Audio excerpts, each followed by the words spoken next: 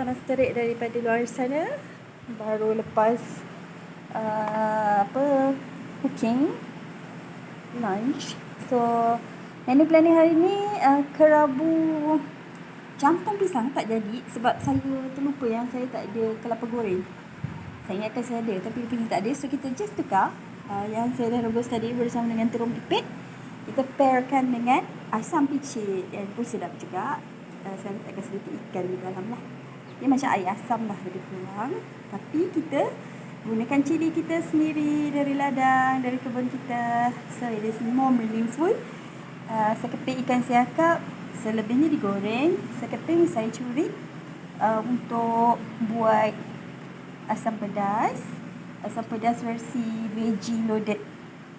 Saya masukkan kangkung, tadi rebusan jantung pisang pun ada dalam tu, terung pipit dan kangkung bendi lah.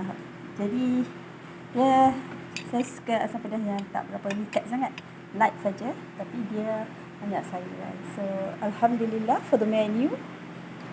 Ikan siakap saya goreng begitu sahajalah, goreng garing, cecah dengan apa dipanggil, air asam picit. Okey, selamat. Dia letih ni sebenarnya, stagger ni buat kerja pagi tadi. Selamat menjamah hidangan tengah hari. Alhamdulillah apa adanya.